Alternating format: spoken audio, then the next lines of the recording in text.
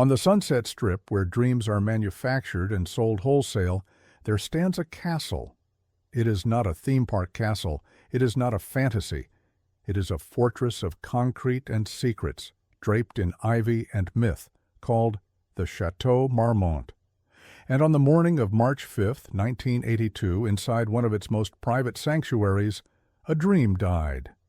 The air in Bungalow 3 was stale, thick with the ghosts of the night before.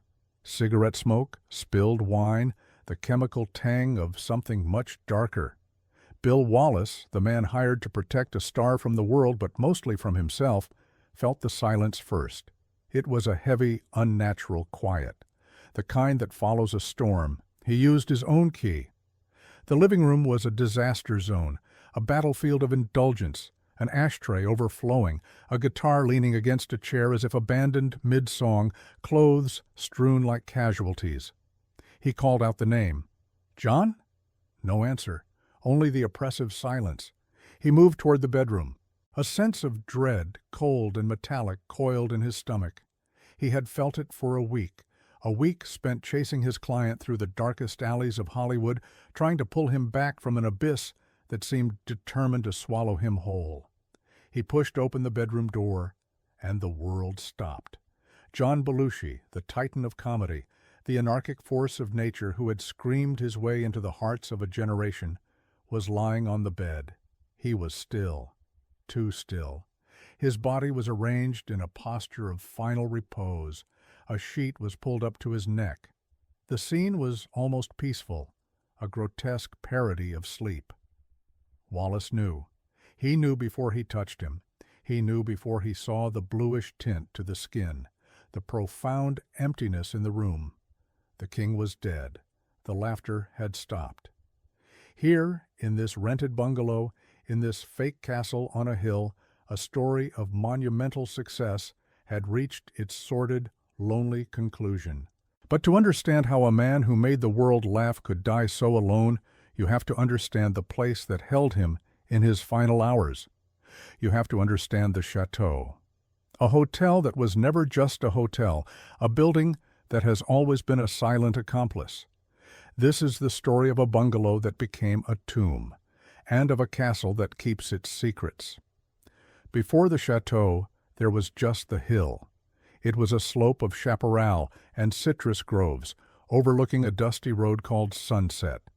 Hollywood was a whisper then, a handful of dreamers shooting silent pictures under the relentless California sun. The air smelled of orange blossoms and opportunity. This was a land of new beginnings, a blank canvas for a new American mythology. Then came the developers, men who saw not hills, but lots, not groves, but estates. The dirt road was paved. The whisper of Hollywood became a roar, the roaring 20s, a decade of explosive growth, of fortunes made in the dark of a movie theater. The town was filling up with beautiful, ambitious, and often reckless people. They needed somewhere to live, somewhere that reflected their newfound status, somewhere that felt permanent in a town built on illusion. A lawyer from the flatlands of the Midwest, a man named Fred Horowitz, looked up at that hill. He did not see a place for a simple house. He saw a place for a statement. Horowitz was not old money. He was not a studio mogul. He was an outsider who wanted to build an anchor in the shifting sands of Los Angeles. He had traveled to Europe. He had seen the castles of the Loire Valley. Specifically, he had been captivated by the Chateau d'Amboise, a royal residence in France, a place of power and history. He wanted to bring a piece of that permanence, that gravity, to this transient town of make-believe. He envisioned an apartment building, but not just any apartment building. It would be a residential palace, a Gothic fortress against the insecurities of a new industry. He hired an architect, Arnold A. Weitzman, a man who could translate this improbable dream into concrete and steel. The vision was specific. It had to be imposing. It had to be solid. It had to feel eternal. They chose reinforced concrete for the structure, a revolutionary decision at the time. This castle would not just look strong, it would be strong. Earthquake-proof, a bulwark against the literal and metaphorical tremors that shook Hollywood to its core. Construction began in 1927. Hundreds of workers swarmed the hillside. They carved terraces into the earth. They poured tons of concrete. Slowly, impossibly, a French castle began to rise from the California soil.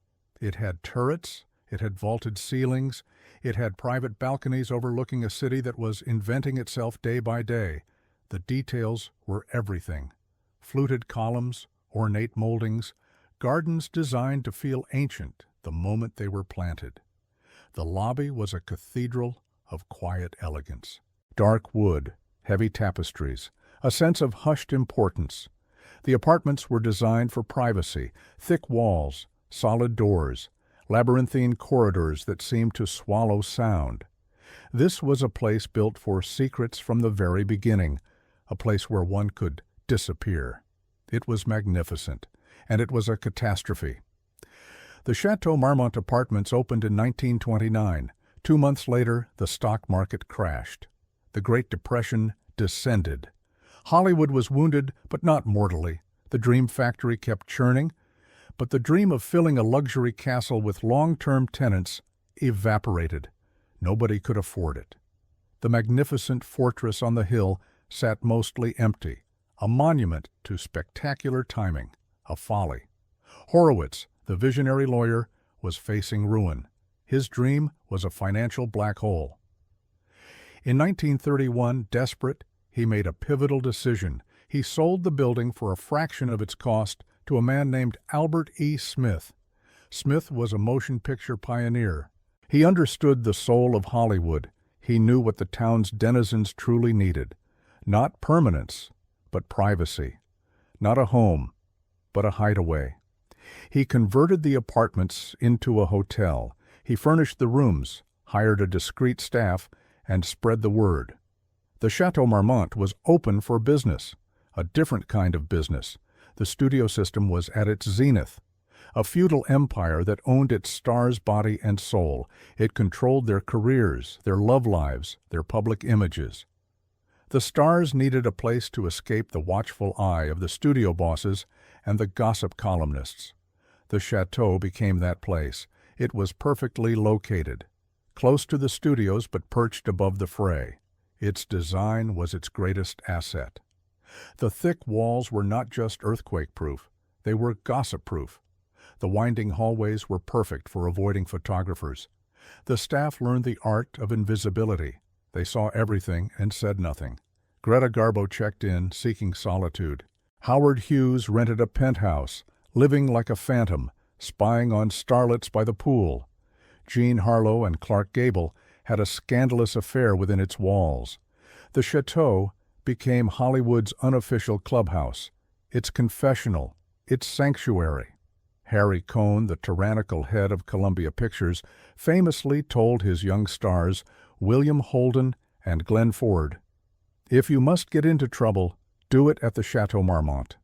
It was a command, an acknowledgement that the chateau was a safe zone, a place where the rules of the outside world did not apply.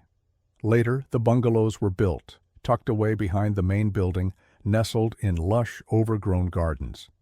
They were the ultimate luxury, not just a room, but a private house, with its own entrance, its own secrets.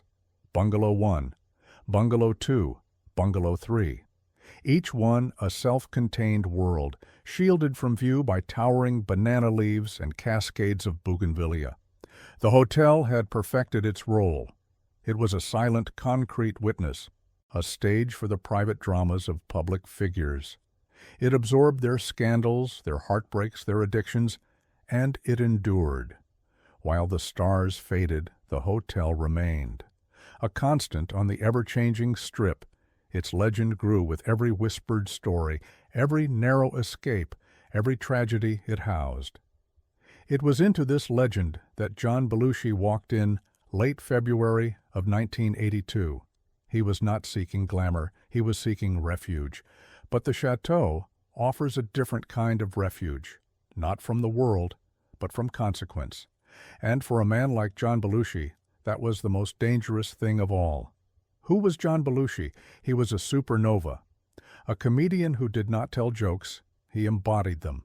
He was a raw, primal force of energy, a punk rocker in the staid world of network television. He grew up in Wheaton, Illinois, the son of Albanian immigrants, an outsider from the start. He was restless, rebellious, and fiercely ambitious. He found his tribe in the world of improvisational theater in Chicago. At the Second City, he honed his craft. He learned to channel his chaotic energy into characters that were both hilarious and unsettlingly real. He was a samurai delicatessen owner, a killer bee, a slovenly, belligerent news commentator. In 1975, he was cast in a new late-night television show, a gamble, a shot in the dark called Saturday Night Live. It changed everything. Belushi became the show's breakout star. He was its heart and its ID. He threw himself into every performance with a terrifying commitment.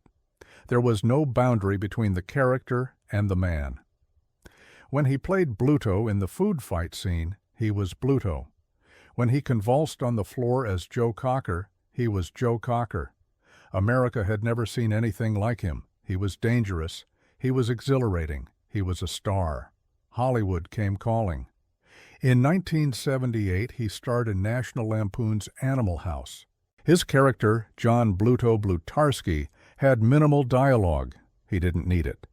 He communicated through grunts, leers, and a volcanic physical presence. The film was a cultural atom bomb.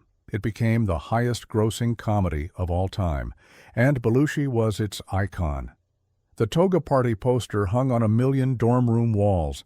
He was the patron saint of rebellion, of glorious, unapologetic excess. The persona and the man were beginning to merge. The excess was not just an act. Drugs, which had been a recreational part of the counterculture he came from, were becoming something else. They were becoming fuel. A way to maintain the manic energy everyone expected of him. A way to cope with the crushing pressure of being John Belushi. Next came The Blues Brothers, a passion project born from a Saturday Night Live sketch with his closest friend, Dan Aykroyd. It was a tribute to the blues and soul music they loved. The film was a chaotic, sprawling, and wildly expensive production, and it was a massive hit. The black suit, the hat, the sunglasses, another icon. On paper, he was at the absolute apex of his career. He was the #1 box office star in the world. He had a #1 album. He was the king of a comedy empire. But the empire was built on a crumbling foundation. His drug use was escalating. It was an open secret.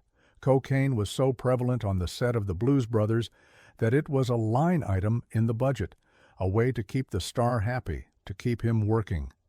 The machine that had made him a star now required him to destroy himself to keep it running.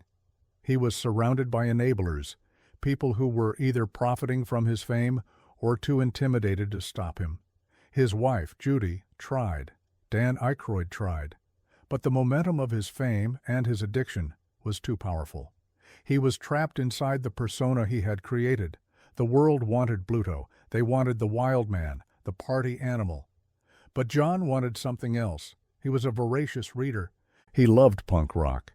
He had a sharp, inquisitive mind. He yearned to be seen as more than a food-fighting cartoon. He wanted to be a serious actor. This desire led him to his next project, a romantic comedy called Continental Divide. He played a tough Chicago journalist who falls for an eagle researcher. It was a departure, a chance to be gentle, to be romantic. He cleaned up for the role. He got healthy. He proved he could do it. The film was a modest success, and he received good reviews. But it was not a blockbuster. The audience was not ready for a sensitive John Belushi. They wanted the anarchist, so he gave it to them. His next film was Neighbors, a dark, surreal comedy that reunited him with Dan Aykroyd. But their roles were reversed. Aykroyd played the wild, disruptive character. Belushi played the subdued, suburban straight man. He hated it. He felt neutered. The production was a nightmare. Belushi's drug use spiraled out of control.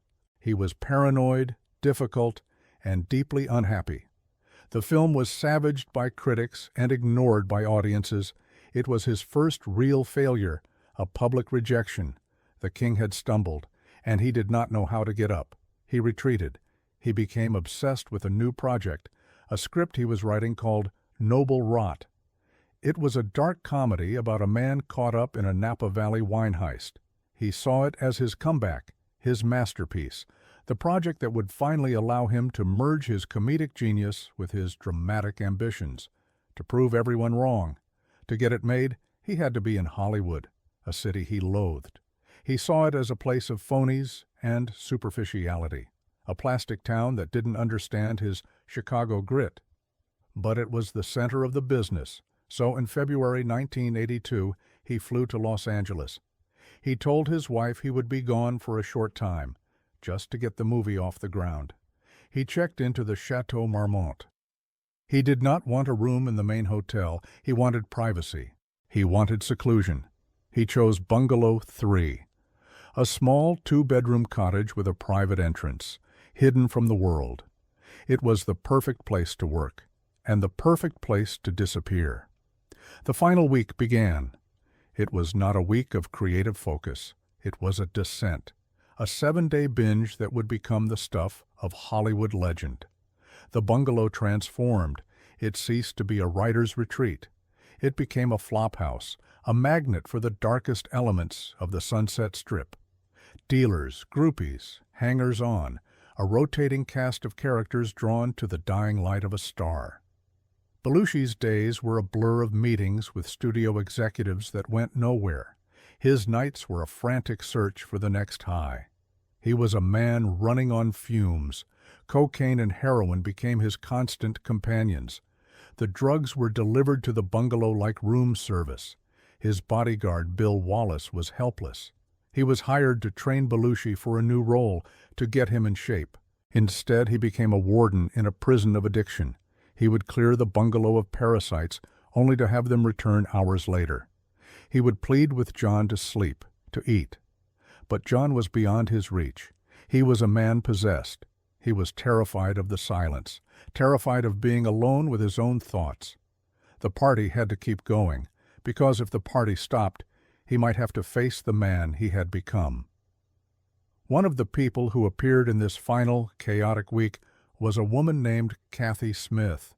She was a Canadian backup singer who had drifted into the orbit of bands like the Rolling Stones. She had a reputation. She was a user, and she was a dealer. She became Belushi's companion, his fixer, the person who could procure what he needed. She moved into the Bungalow with him, a partner in his self-destruction. His old friends tried to reach him. Dan Aykroyd was in town. He saw the state John was in. He begged him to stop. Belushi responded with anger and paranoia. He pushed away the one person who had been with him from the beginning. His wife Judy called constantly from New York. John would promise her he was fine. He would lie. He was isolating himself, cutting the tethers to his old life. The chateau, with its promise of discretion, facilitated this. The staff did not interfere. That was the rule. The Bungalow was his private kingdom, and he was its mad, dying king. The glamour of the hotel was a cruel joke. Outside Bungalow 3, the life of the chateau went on. Movie stars had quiet dinners in the restaurant. Screenwriters typed by the pool. But inside, a tragedy was unfolding in slow motion. The soundproof walls that had protected generations of stars now contained a man's final screams. The last night, March 4th, 1982. The end was approaching, but the party wasn't over. Two famous friends stopped by the Bungalow, unaware they were paying their last respects. Robert De Niro was the first. He was in town, staying nearby. He came by late, hoping to have a drink with John. He found a scene of squalor and chaos. Belushi was a wreck. De Niro was disgusted by the scene, by the drugs, by the strangers littering the living room. He stayed for a few minutes, took some cocaine, and left. He told John to take care of himself. Later, after midnight, another visitor arrived, Robin Williams. He was working on the television show Mork and Mindy, at the nearby Paramount Studios. He came by for the same reason as De Niro, to see his friend, to have a drink, to blow off some steam. He found the same grim party. He too was creeped out by the atmosphere in the bungalow. The mood was dark, desperate. He did a few lines of coke, talked with John for a short while, and then he too left. He felt an overwhelming sense of sadness as he walked away. Something was terribly wrong. Now Belushi was alone with Kathy Smith. The party was finally over. The hangers-on had drifted away. The famous friends were gone. It was just him, his addiction, and the woman who fed it. He was sick. The days of drug abuse had taken their toll. He was having trouble breathing. He was coughing. He asked Kathy Smith for one last fix, a combination of cocaine and heroin, a speedball. She was an experienced user. She knew how to administer the drugs. She prepared the syringe. She injected him. This was not the first time. She had given him dozens of shots over the past week, but this one was different. His body, weakened and ravaged, could not take any more. He began to make gurgling sounds. He was in distress. Kathy Smith, by her own later admission, put him to bed. She took his car keys. She took some of his money, and she left. She left him alone in the dark, in the quiet of Bungalow 3, to die. The Chateau Marmont kept its final secret. The walls did not speak. The phone did not ring. John Belushi, the man who lived his life at maximum volume, died in absolute silence. The aftermath was immediate and brutal. The discovery of the body turned the chateau from a private sanctuary into a public crime scene. Police cars and news vans swarmed the entrance. The whispered legend of the hotel was now a shouted headline around the world. John Belushi, dead at 33. The official cause of death was acute cocaine and heroin intoxication, an overdose. But for those who knew him, it was not that simple. It was a slow-motion suicide, the end of a long, painful battle he had been losing for years. The world mourned a comedian. His friends mourned a brilliant, complicated, and deeply wounded man.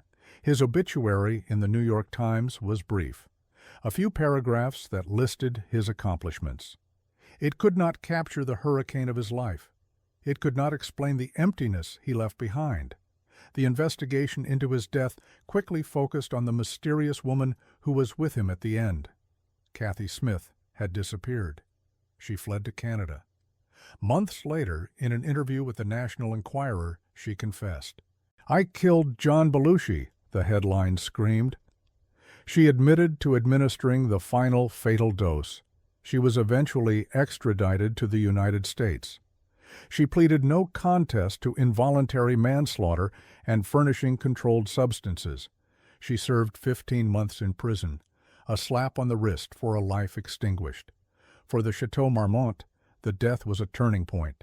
Its carefully cultivated image of discreet glamour was shattered.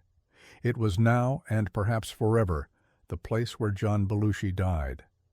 Bungalow 3 became an object of morbid fascination. Tourists would try to catch a glimpse of it. Ghoulish fans would try to book it. For a time, the hotel fell on hard times. The 1980s were not kind to the old castle. Its patina of old Hollywood glamour began to look like simple neglect. The paint was peeling, the carpets were worn, the ghosts seemed to outnumber the guests. The hotel became a location for film shoots, a backdrop that was cheaper to rent than to build. It was a character actor playing itself, a symbol of faded glory. Then, in 1990, a new owner arrived, André Balaz, a hotelier with a flair for branding and a deep appreciation for history. He did not try to erase the chateau's past. He did not scrub away the scandal. He embraced it. He understood that the hotel's notoriety was its greatest asset. He began a meticulous restoration. He polished the dark wood. He repaired the vintage furniture. He replanted the overgrown gardens. He did not modernize it. He preserved it. He brought the chateau back to life, not as a relic, but as a living, breathing entity. He leaned into the mystique, The staff remained famously discreet. The rules of privacy were reinforced. The hotel's new motto became, "Always a star, never a starlet." The chateau became cool again. A new generation of actors, musicians, and artists discovered it. They were drawn to its history, its authenticity, its refusal to be just another bland luxury hotel. The stories of Howard Hughes and Jean Harlow were now joined by stories of Lindsay Lohan and Britney Spears. The tragedy of John Belushi was no longer a stain, it was part of the tapestry, another layer of myth, another ghost in the machine. And what of Bungalow 3? It is still there. It has been renovated, redecorated, exorcised of its past. Guests stay there every night. Most of them probably do not know its history. Or perhaps they do. Perhaps that is why they choose it. To be close to the flame, to touch a piece of a dark, cautionary Hollywood tale. The hotel endures. That is its genius. It absorbs everything, the triumphs, the tragedies, the scandals. It metabolizes them into legend. It offers its guests a story, a sense of place, a feeling that they are part of something larger than themselves. John Belushi came to the chateau seeking a place to create his future. Instead, he became a permanent part of its past, a sacrifice to the gods of fame. His talent was immense, a brilliant blazing light that burned too bright and too fast. His death was a waste, a preventable tragedy that served as a wake-up call for an industry that had long romanticized excess. But did the lesson stick? Hollywood is a town with a short memory. The dream factory needs its fuel. And sometimes that fuel is the lives of its most brilliant stars. The Chateau Marmont stands today looking down on Sunset Boulevard. A silent Gothic sentinel, it has seen it all. The rise and fall of studios, the birth and death of stars, the endless cycle of ambition and ruin. It is more than a hotel. It is a mirror held up to Hollywood itself, reflecting its beauty, its glamour, and its profound, heartbreaking darkness. Every mansion has its shadows. Every dream has its price. Who paid for the enduring legend of the Chateau Marmont? In the end, John Belushi did. He paid with his career. He paid with his talent. He paid with his life. And the castle on the hill just added his story to its collection, locked it away behind its thick concrete walls, and waited for the next guest to check in. The bungalow remembers, even if the guests forget. The silence in that room on that March morning was the final brutal truth. Fame is not a fortress. A hotel room is not a home. And some ghosts never, ever leave. The story of the chateau is a story of survival. It survived the Great Depression. It survived changing tastes and the decay of time. It survived its own infamy. It survived by being whatever its guests needed it to be, a hideout, a playground, a sanctuary, a tomb. For John Belushi, it was the end of the line, the final stop on a tour of self-destruction that began in the comedy clubs of Chicago and ended in a lonely bedroom just off the Sunset Strip. His tragedy is not just a personal one. It is an archetype, the story of the brilliant artist consumed by the very thing that made him great. His hunger for experience, his disregard for rules, his desire to push every boundary. These were the qualities that fueled his comedy. They were also the qualities that killed him. The chateau provided the stage for his final act. It was a place out of time, a place where consequence felt distant. This was its allure and its danger. In the decades since his death, much has changed. Hollywood's relationship with drugs is more complicated, more hidden. The wild, open excess of the 70s and early 80s has been replaced by a more corporatized, image-conscious culture. But the fundamental pressures remain: the need to stay relevant, the fear of failure, the loneliness at the top. The chateau still caters to those pressures. It offers an escape, a place to be off the grid, even in the heart of the city. Its walls still hold the whispers of 1,000 secrets. Belushi's is just the loudest. Think of him in that final week, not as a caricature of excess, but as a man in profound pain, a man who had achieved every dream he ever had, only to find it was a nightmare. He was chasing something in that bungalow, a feeling of creative fire, a release from the pressure, a moment of peace. He used drugs to get there, but they were a means to an end. The tragedy is that the thing he was chasing was inside him all along. He just couldn't access it anymore without the chemical key. The Chateau Marmont is a beautiful place. The light by the pool in the late afternoon is golden. The view from the penthouse is breathtaking. But its beauty is haunted. It is the beauty of a survivor.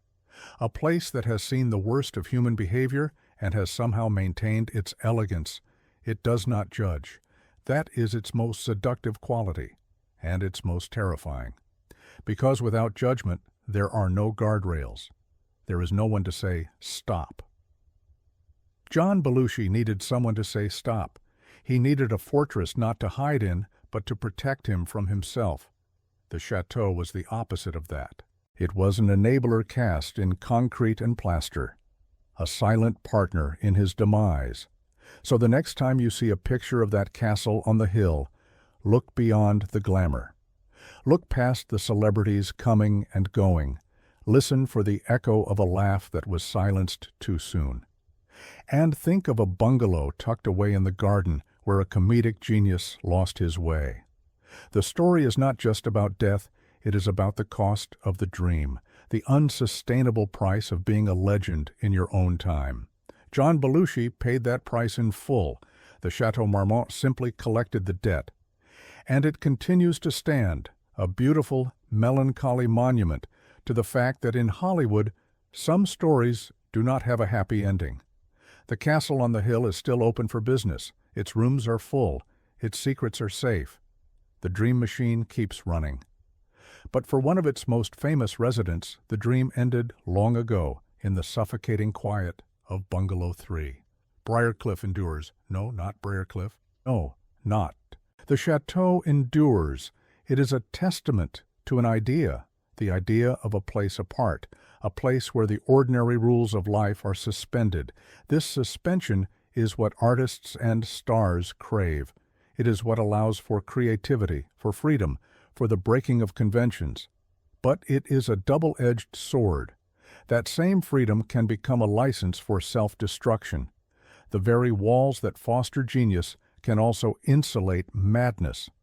The hotel's history is a catalog of this duality. For every great script written in its rooms, there is a story of a breakdown. For every passionate affair, a story of a bitter divorce. It is a place of high stakes, of grand emotions. Belushi's story is the ultimate example of this. He lived his entire life at the highest possible pitch. His comedy was loud, aggressive, and overwhelming. His appetites were legendary. He could not do anything by half measures.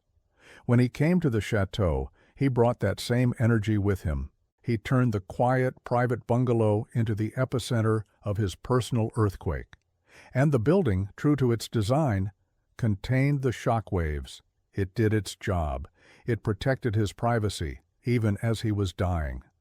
One can almost imagine the hotel as a living entity, a passive, ancient observer. It has seen so many like him, the brilliant, the troubled, the doomed. It offers them comfort, shelter, and a beautiful backdrop for their dramas. It does not intervene. It is not its place. Its place is to stand, to watch, and to remember. The legacy of Bungalow 3 is complicated. It has been scrubbed, renumbered, and absorbed back into the hotel's inventory. But it can never be just another room. It is a landmark of loss, a physical reminder of the dark side of the Hollywood dream. It forces a question upon anyone who knows its story. What is the responsibility of a place? Does a building have a soul? Can it be culpable? Of course not.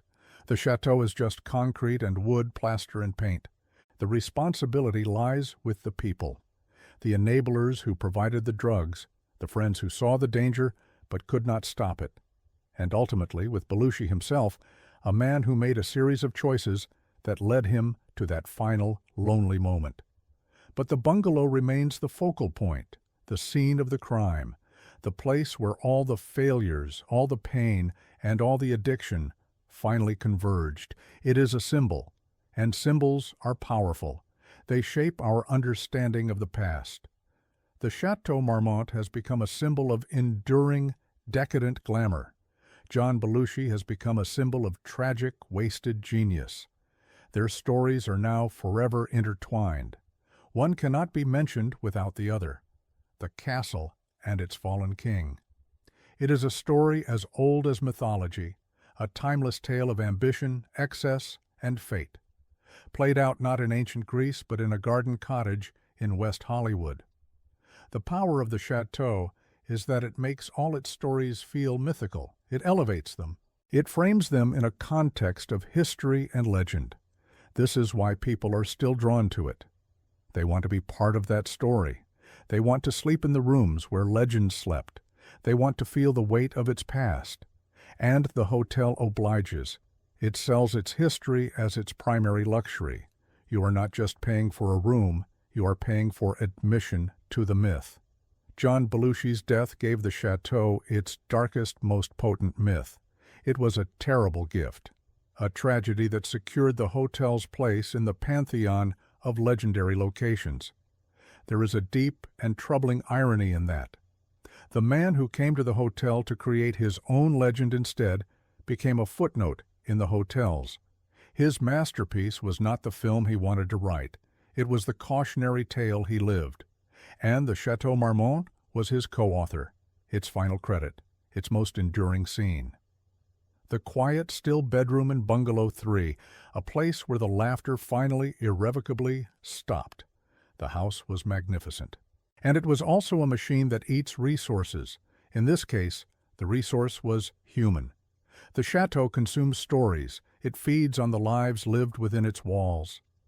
This is how it builds its own legacy, a legacy of stone and whispers, a fortress built not just of concrete, but of the collected dreams and nightmares of a century of Hollywood.